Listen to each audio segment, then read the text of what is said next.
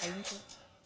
Hello and welcome to Zoom in Africa. It is Farmers Time with a bias on youth and agro-business. This is I Can Do It, where we tell you that farming is not a punishment, but one of the most lucrative ventures of modern times. I'm Timothy Omondi. And I'm Carol Kinyugo, glad to join you once again. This week, our reporter Jojo Kachi was in Huruma, where a group of youth have beaten the odds of insecurity, and in it, agriculture was lacking. Theirs is not the conventional vegetable of cereal crop farming.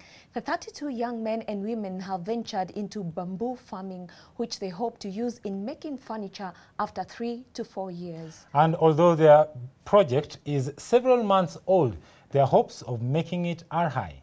This evening, two youth from the Madoya Tumaini youth group are in studio to tell us more on why and how the idea of growing bamboo along the murky waters of Nairobi River came about. Well, karibuni kwa studio. Yeah, maybe you can just start by introducing yourselves and where you come from and what you do. Okay, I'm Stephen Onyango from Madoya Tumaini Youth Group, currently the project manager, and I'm here to represent our group. Thank you. Thank you for having us. Yeah. Okay. Yeah, I'm Mohammed Juma. I'm a member of Madoya Tumaini Youth Group.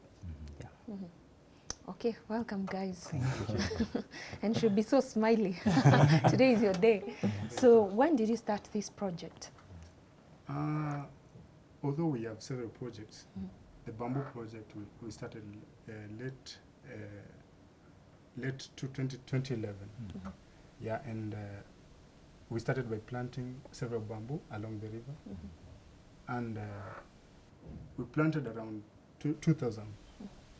But 2,000 of them. 2,000 seedlings of bamboo. Okay. This was through the help of an organization known as COPI International, and we were able to embrace the idea, and we asked ourselves after planting it, what actually will you be doing with it? Because I understand snakes love bamboo. Yeah, they do. So in order to control that, we asked ourselves what to do with the bamboo, and that is what we are here to explain. Okay, Thank you. Thank you so much. Well, I believe that everything is inspired by something.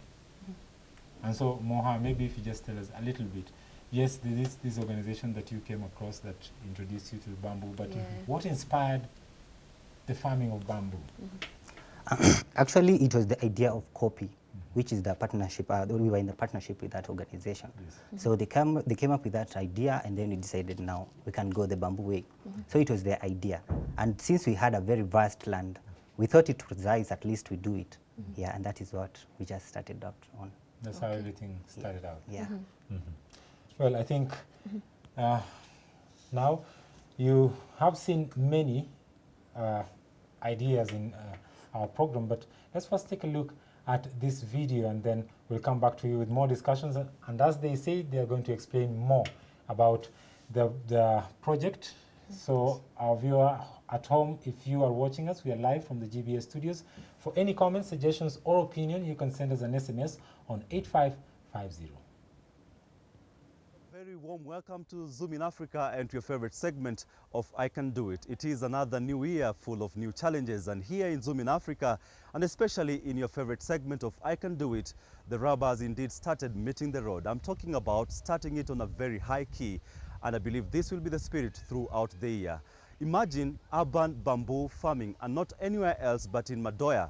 And if the name Madoya doesn't sound familiar to you, Madoya is in Huruma slums of Nairobi.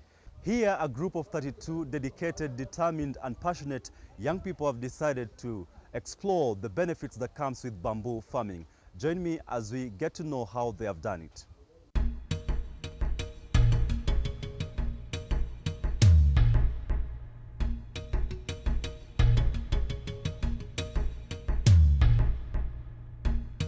For some time now, momentum has been gathering over bamboo farming. Many whispers in the social places go unnoticed over how many thousands per month one can make while growing bamboo. I happened to notice one such whisper, and on the I Can Do It segment this week, I visited a youth group in Madoya area of Huruma in Nairobi. Despite lack of space to do farming, the youth have taken upon themselves to plant bamboo along the filthy Nairobi River. I was wondering, when did you decide to start bamboo farming? Actually, bamboo we started last year, late last year. That was something in October. Yeah, it was through an organization known as COPI. Yeah. We planted around, it was about 1,500 bamboo seedlings along the river, to the end, from the far end to the other end. Yeah. Youth, especially from the slum, you say you are CBO, there are issues to do with maybe security, employment and what have you. Why farming? Okay, our environment is it's quite conducive to do farming, and also we are very much passionate about farming. We are very much concerned about the environment, and okay, we had the space, so we decided to do farming. Yeah, but you see, this is the problem that most youths in many slums don't know. Like they deem farming as maybe a reserve for maybe people who have large masses of farms. You say in the slums there is no one with a large mass of maybe land to do anything. What would you challenge them as far as that is concerned? Actually, what I know is the population in Kenya is fast growing, and every day there's over about 30 million mouths to be fed. And when you venture in farming, you will be rest assured that you must sell the products, because people must eat. As the fastest growing land plant in the world, it can reach 41 feet within a year, 4 inches a day, and you can harvest your bamboo forest for over 40 years. Bamboo, which is a type of grass, creates up to 20 times more timber per acre than trees. Your fellow friends have intimated that you did the spacing because you fear that it grows very fast and it can maybe cause a forest in a shorter time. Like, what do you tend to do? Like, don't you have fears that this area will be turned into a forest? No, actually, what we do, we do pruning. After a period of time, we do pruning. After 6 months or so, we do pruning so that it cannot get so bushy to be able to attract other animals like snakes and everything. Because snakes like bamboo. So what we do is you prune after a short period of time when you see it's too much, and again what you do after it's grown. Like for us, we'll be using it in furniture. So it won't be growing too much. After some time, we'll be cutting it and using it to make furniture. Yeah, I believe you've got prospects as far as your venture is concerned. Like, what are your prospects maybe for the next maybe 1 year after maybe you will have your first plantation? What we intend to do with the bamboo, after harvesting, of course, we'll make products.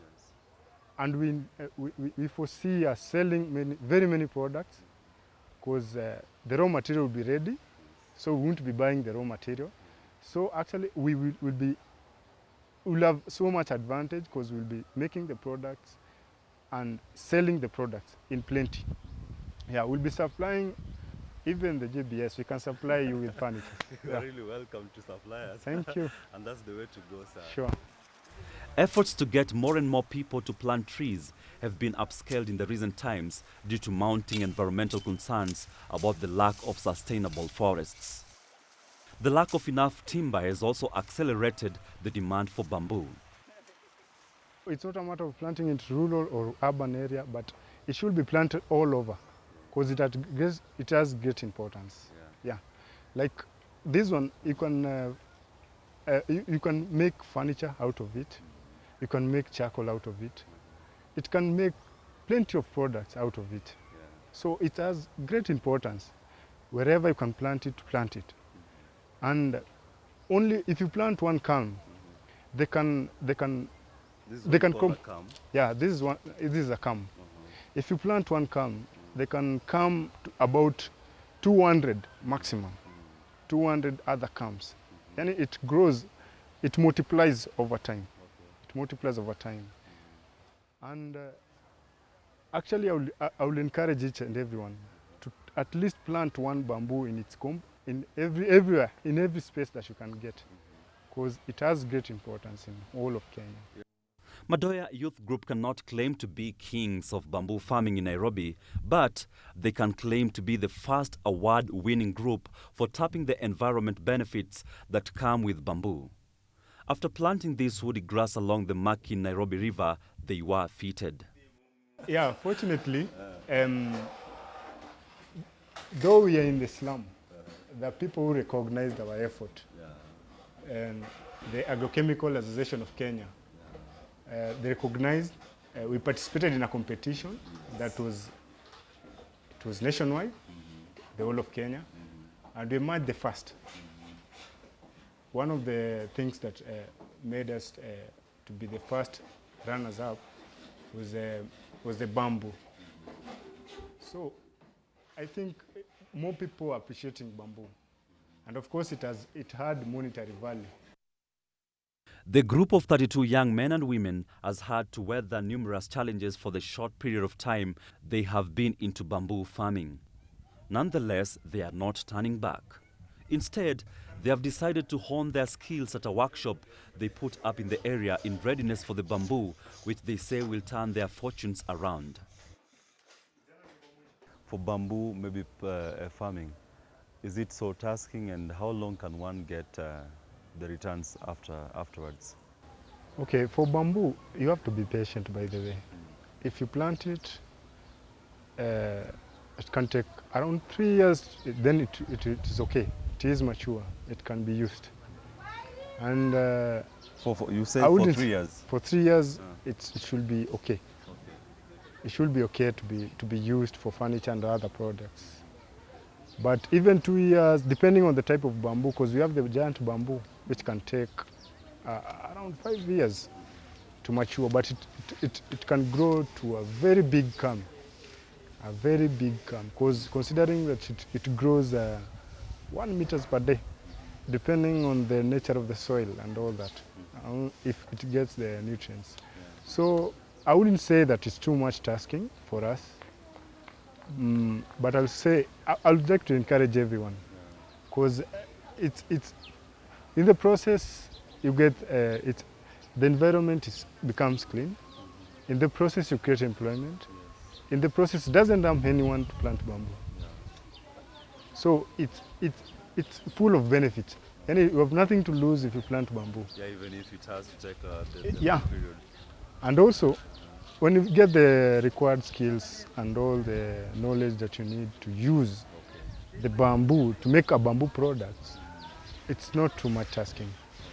It's very easy. It's an artistic kind of. Yeah. So it's very easy to use it, and to us, we don't see it as too much tasking, but we see it as a great opportunity. Only that not so many people have ventured into it, so we enjoy the monopoly. Yeah, sure. And talking about that, it requires a lot, and indeed we've seen it requires a lot. In that we've seen you people like you're a good number of youth. From this slum who are doing this venture, but considering in an area whereby the youth there don't want to be maybe heavily tasked to do something, like is it something that can be done with a minimal number of people, bamboo farming? One thing I would like to encourage the youths, actually you can't just sit and get something. You have to look for it. Yes. And I would usually say that it takes too much to be lazy. You work so much to be lazy than to work hard. You work hard. If you work hard, you just less energy, and most of the time you work smart. So one thing I would like to encourage all the youths to take initiative. Start these projects, even if it's not bamboo, but start these projects. Generate income, because one thing for sure is that most of the youths are the one causing chaos everywhere. The violence that you see, a big number of youths are involved. But if someone is busy doing something else, he has no time for every other thing, even for drugs and all that. So I'll encourage everyone to get busy, do something, just do something. God will bless what you're doing. Although the group cannot quote a specific amount of money they have made from this venture, they say it is just a matter of time before many people resort to furnishing their houses with bamboo, if not bamboo farming.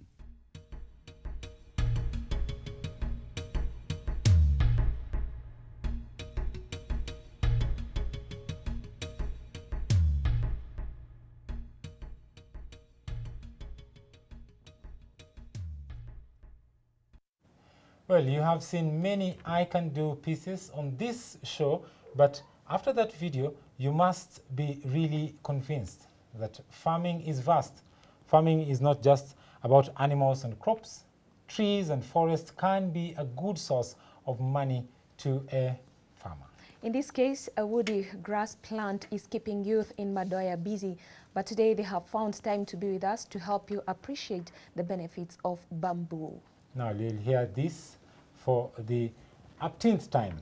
Farming is lucrative and very lucrative. Be it animal farming, vegetable or cereal, or even bamboo farming. The bottom line is that there is money lacking in farming and more in bamboo farming. And so you will tell us, Steve, in the video you said that you take more time to be lazy and you would do, I don't know, yeah, can something. You come with that phrase again? I was trying to, you know, think about it. Juggle it in my mouth, but it cannot come out. What I think is many people spend a little more time lazing around than doing other things. Okay.